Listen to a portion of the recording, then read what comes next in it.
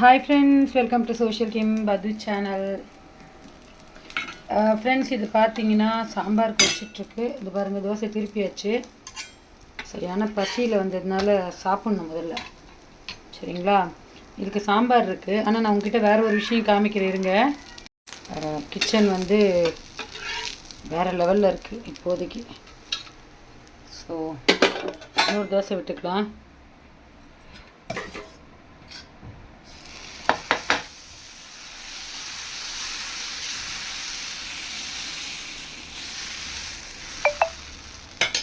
நமக்கு தான் இல்லையா, அதனால் நான் வந்து கொஞ்சம் தடியாகவே விட்டுக்கிட்டேன். முறுலாம் வேணாம்.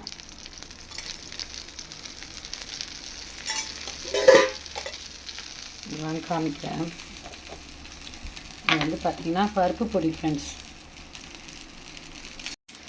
இது பார்த்திங்கன்னா சூப்பரான பருப்பு பொடி. ஸோ மிளகா பொடி இல்லை, இட்லி பொடி இல்லை, பருப்பு பொடி. ஸோ இதுதான் இப்போ நம்ம வந்து தொட்டுக்கிறதுக்கு சாம்பார் ப்ளஸ் பருப்பு பொடி.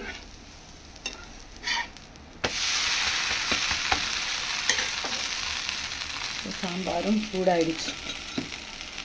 ஸோ நான் கடைக்கு போகணுமா இன்றைக்கி? ஏன் கடைக்கு போக போகிறேன், என்ன வாங்க போகிறேன்னு சொல்கிறேன். அதுக்கு முன்னாடி முதல்ல நம்ம வந்து 2 தோசை சாப்பிட்றலாம். மணி பார்த்திங்கன்னா ஒரு 5 மணி இருக்கும். தோசை ரெடி.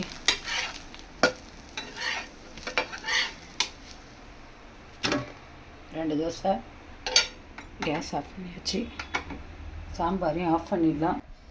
இந்த மாவை வந்து ஃப்ரிட்ஜில் வச்சிடலாம், நைட்டுக்கு தேவைப்படும். நான் தனியாக பேசலை, இங்கே வீடியோ எடுத்துகிட்ருக்கேன். தனியாக பேசணும்னு நினச்சிட்டாரு.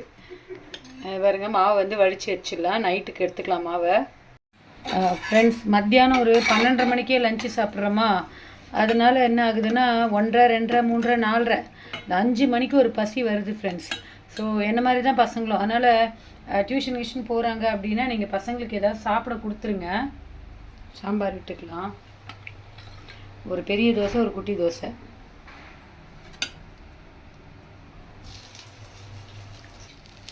சாம்பார் ரெடி. இப்போது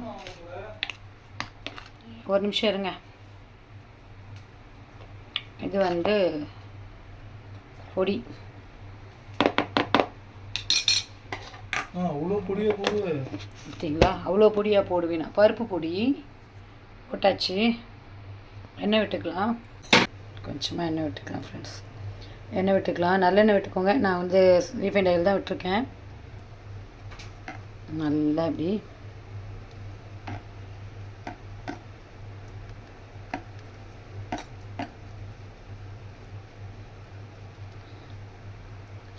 வாங்க ஃப்ரெண்ட்ஸ், சாப்பிட்லாம்.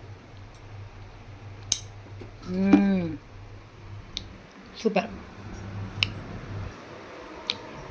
நல்லா போட மாட்டேன், நான் பேசினே இருப்பேன். நீ ஏங்க பார்க்குறேன்? ஃப்ரெண்ட்ஸ், இந்த தோசையை முதல்ல நம்ம சாப்பிட்டு முடிச்சிடலாம்.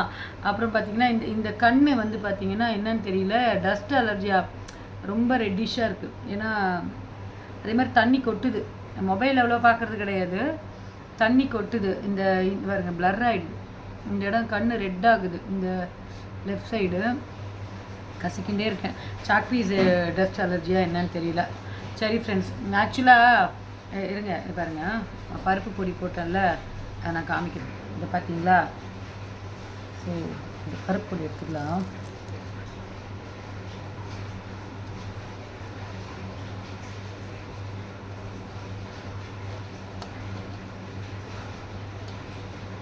சூடாக ஃப்ரெண்ட்ஸ், சாப்பிட்லாம். ஆக்சுவலாக வந்து இன்றைக்கி நான் வந்து கடைக்கு போகணும், டியூஷன் கிடையாது. ஏன்னா கார்த்திக் வந்து எக்ஸாம் வந்து முடிய போகுது, மேக்ஸ் எக்ஸாம். வந்து மேக்ஸ் பார்த்துக்கலாம். ஸோ எனக்கு கொஞ்சம் வேலை இருந்ததுனால இன்றைக்கி நாளைக்கு தான் டியூஷன் போக மாட்டேன். ஸோ நான் ஈவினிங் சீக்கிரம் வந்துட்டுனா பசி. இந்த பசங்க வந்து வீட்டுக்கு வந்து எதாவது செஞ்சு கொடுங்க. ஏன்னா மத்தியானம் 12, 1 மணிக்கு சாப்பிட்றோமா, ரொம்ப பசிக்குது. இப்போது நிறைய பேர் என்ன சொல்கிறாங்கன்னா, டைமே இல்லை, பிஸியாக இருக்கேன், பிஸி டைமே கிடையாது, ஈவினிங் போனால் இது பண்ண முடியல, அது பண்ண முடியல. ஞாயிற்றுக்கிழமை ஒரு நாளும் எப்படி ஓடுதுன்னே தெரியல. எல்லோரும் அதான் சொல்கிறாங்க. கொஞ்சம் தெரிஞ்சுக்கோங்க ஃப்ரெண்ட்ஸ். என்னென்னா நம்ம தான் டைமை வச்சுக்கணும். நம்ம டைம் நம்ம கையில் தான் இருக்குது. பிஸின்னு சொல்கிறோம்ல, யாருமே அவங்களுக்காக பிஸின்னே சொல்கிறது இல்லை. அவங்களுக்காக பிஸின்னே சொல்கிறது கிடையாது. யாருக்கு பிஸின்னு சொல்கிறாங்கன்னா, மற்றவங்களுக்கு வேலை செய்கிறாங்க, மற்றவங்களுக்காக பண்ணுறாங்க, அதைத்தான் எல்லாருமே பிஸின்னு சொல்கிறாங்க. சாம்பார் தொட்டுக்கிறேன்.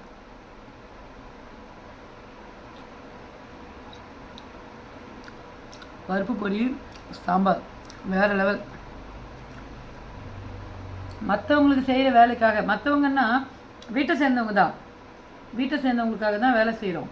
அதுவே நம்ம பிஸின்னு சொல்லிக்கிறோம். ஆனால் எனக்காக இந்த வேலை பண்ணிக்கிறேன், அதனால் எனக்கு டைம் பத்தலை, எனக்காக நான் இதை செஞ்சேன், அதனால் டைம் பத்தலை, எனக்கு இந்த வேலை செஞ்சுக்க போகிறேன், அதனால் இந்த டைம் நான் இப்படி இருப்பேன் அப்படின்னு.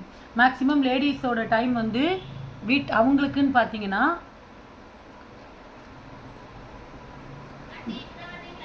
ஆமாண்டா, அவங்களுக்கான டைம்னு அவங்க பார்த்தீங்கன்னா எந்த டைமுமே சொல்ல முடியாது. அது வேலைக்கு போகிற லேடிஸாக இருந்தாலும், வீட்டில் இருக்கக்கூடிய லேடிஸாக இருந்தாலும், அவங்க அவங்களுடைய பர்சனல் வேலை இது, அதனால் அவங்க வந்து டைம் இது பண்ணிக்கிட்டாங்கன்னு சொல்லவே முடியாது.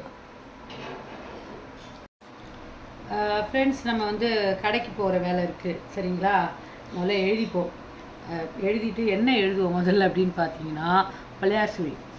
ஒரு சண்டே ஒரு ஆர்டர் இருக்கா, அந்த ஆர்டருக்கு வந்து நம்ம ப்ரிப்பேர் ஆகணும். ஸோ இன்றைக்கே வாங்க ஆரம்பிச்சிடலாம் பாதின்ட்டு. என்னென்னா ஃபுல் மீல்ஸுக்கு நம்ம வந்து இப்போது பட்ஜெட் போட போகிறோம் சரியா. ஒரு 40 பேர் சாப்பிட்றாமன்னு வச்சுக்கோங்களேன். 40 பேர் சாப்பிட்றதுக்கு நம்ம இப்போ பொருள்லாம் வாங்க போகிறோம். ஃபுல் மீல்ஸ் மெனு என்னென்ன மெனு அப்படின்னு பார்த்தீங்கன்னா, முதல்ல ஸ்ரீராம் ஜெயம் எழுதியாச்சு. மஞ்சத்தூள், இது வந்து எந்த ஒரு விசேஷம் நம்ம பண்ணுறதா இருந்தாலும் மஞ்சள் தூள், தெரியுதா, மஞ்சள் தூள் ஒரு 100 கிராம் மஞ்சள் தூளை முதல்ல போட்டுடுவோம் சரிங்களா. இதுக்கப்புறம் தான் இப்போ சாம்பாருக்கு நமக்கு ஒரு 1 கிலோ துவரம்பருப்பாது தேவைப்படும் சரிங்களா. அப்போது தாளிக்கிறதுக்கு, அப்புறம் கூட போடுறதுக்கு சிறுபருப்பு, கடலைப்பருப்பு, 4 பருப்புமே நமக்கு தேவைப்படும். உளுந்து வடை கேட்டிருக்காங்க. 1 கிலோ உளுந்து மாவு, அதாவது 1 கிலோ வந்து பருப்பு போட்டுக்கலாம்.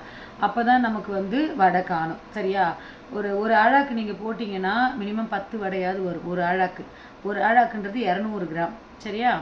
அப்போது நமக்கு ஒரு 40 வடையாவது வேணும்னா 1 கிலோ பருப்பாவது வேணும். பருப்பு ஒரு 1 கிலோ, பைத்தம் பருப்பு ஒரு 1/4 கிலோ, ஏன்னா 2 சேர்த்து தான் போடணும் சாம்பாருக்கு. So 1 kilo. அப்போ மஞ்சப்பொடி போட்டோம். அதுக்கப்புறம் நம்ம வந்து சாம்பாருக்கு உண்டான பருப்பு போட்டுக்கலாம். பருப்பு 1 கிலோ, அப்புறம் பைத்தம் பருப்பு 1 கிலோ, 1/4 கிலோ சரியா. அப்புறம் உளுத்தம்பருப்பு அதுவும் ஒரு 1 கிலோ. அப்புறம் வந்து கடலைப்பருப்பு தாளிக்கிறதுக்கு சரியா. இப்போ நம்ம வந்து ஒரு ஆர்டருக்கு பண்ணுறோம். நம்ம வீட்டில் இருக்க பொருளை எடுக்கக்கூடாது. நம்ம வீட்டில் இருக்கிறது தான் நம்ம அந்த ஆர்டருக்கு உண்டானது. அப்போ தான் நமக்கு பட்ஜெட் கரெக்டாக வரும். இது ஒரு 1/2 கிலோ எல்லா தாளிப்புக்கும் சரிங்களா. அப்புறம் வந்து புளி, குழம்புக்கு, ரசத்துக்கு வத்தக்குழம்பு அதுவும் தேவைன்னு கேட்டிருக்காங்க. அப்போது நமக்கு வந்து வத்தக்குழம்புக்கே ஒரு 1/2 கிலோ புளியாவது தேவைப்படும். அப்புறம் ரசத்துக்கு, சாம்பாருக்கு எல்லாமே தேவைப்படும். ஸோ 3/4 கிலோ புளி தேவைப்படும். 3/4 கிலோ புளி சரிங்களா. காஞ்ச மிளகா வந்து பார்த்திங்கன்னா பொடி அரைச்சிக்கலாம் நமக்கு. அப்போ 1/2 கிலோ காஞ்ச மிளகா, 1/2 கிலோ தனியா தாளிக்கிறதுக்கு இதுக்கு. ஸோ நம்ம அரைக்கிறது பார்த்திங்கன்னா 1/4 கிலோ போட்டால் போதும்.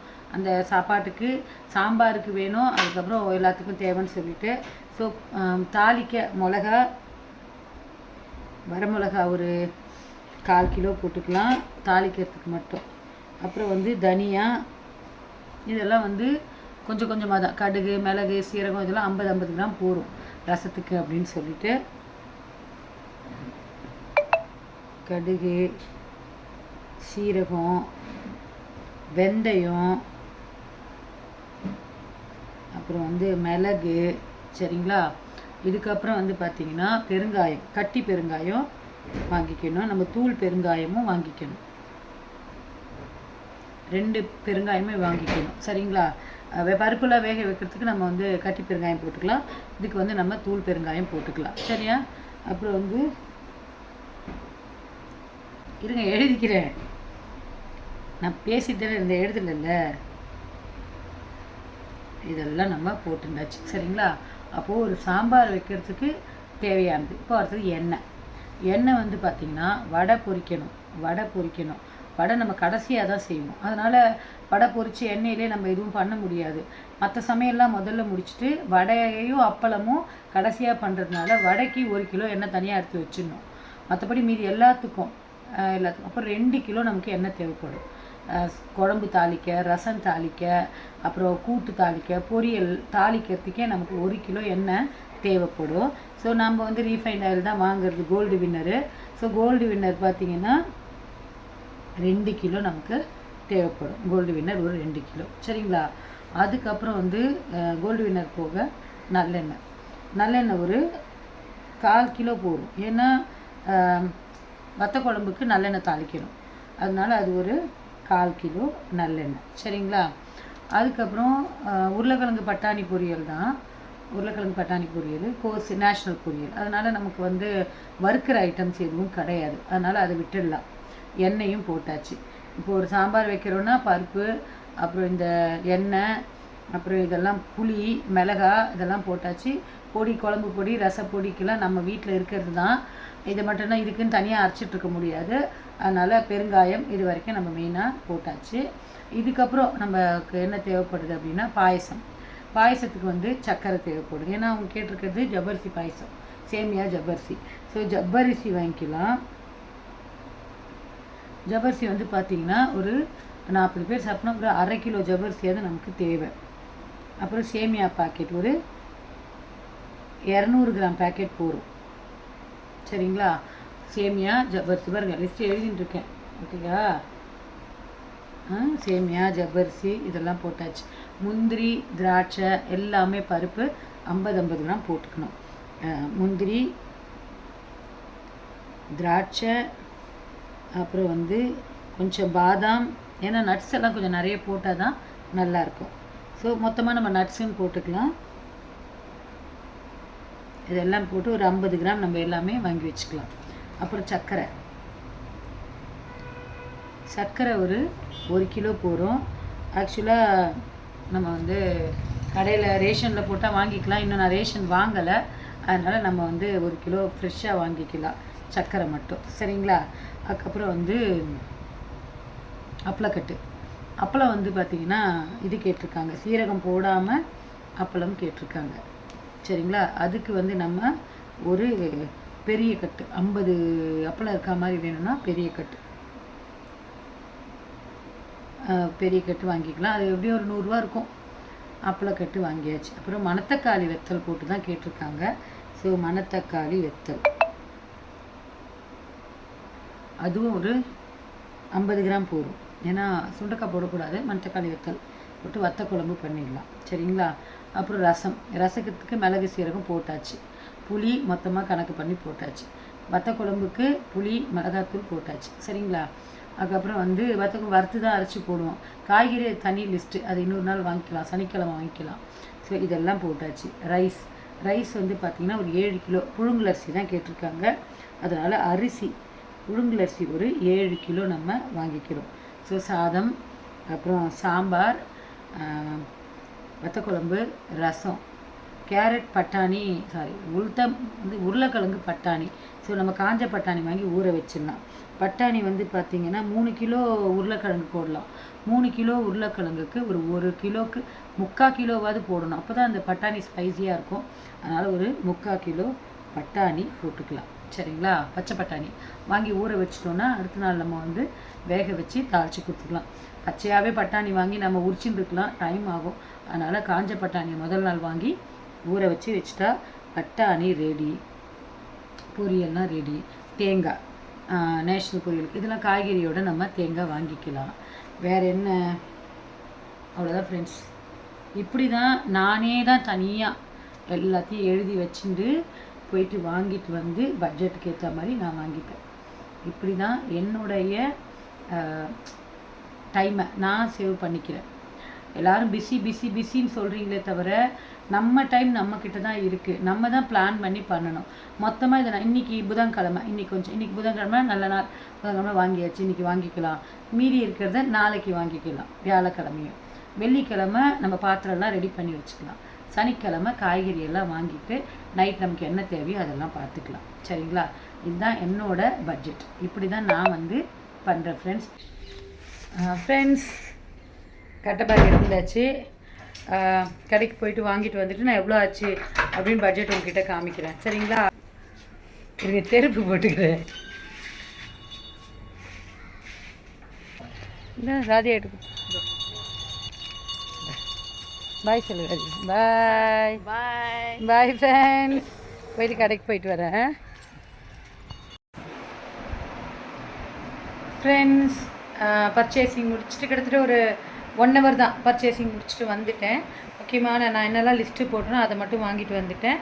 இப்போ வந்து காய்கறி, அப்புறம் பால், தயிர் இதெல்லாம் வந்து இன்னொரு நாள் வாங்கணும்.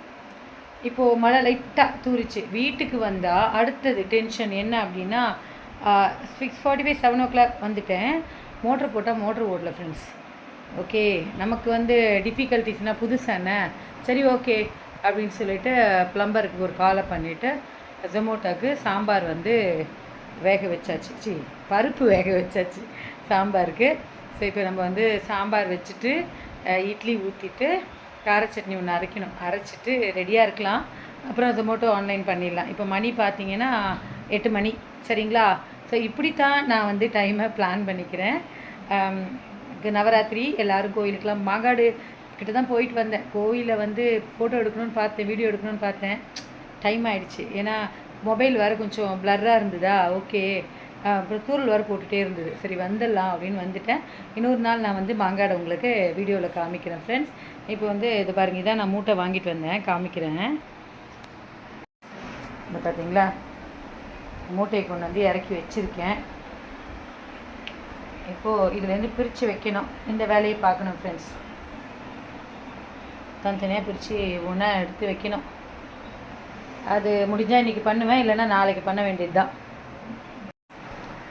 ஓகே ஃப்ரெண்ட்ஸ், மறக்காமல் சோஷியல் டீம் பதில் சேனலை லைக் பண்ணி ஷேர் பண்ணி கமெண்ட் பண்ணுங்கள். சேனலை புதுசாக பார்க்குறவங்க சப்ஸ்கிரைப் பண்ணிவிட்டு பாருங்கள். அப்படியே ஆர்டின் பட்டனை அப்படி அழுத்தி விடுங்க லைக்குக்கு. நிறைய வீடியோஸ் இருக்குது, போய் வீடியோஸ் எல்லாம் பாருங்கள், கமெண்ட் பண்ணுங்கள். பாய் ஃப்ரெண்ட்ஸ், பாய்.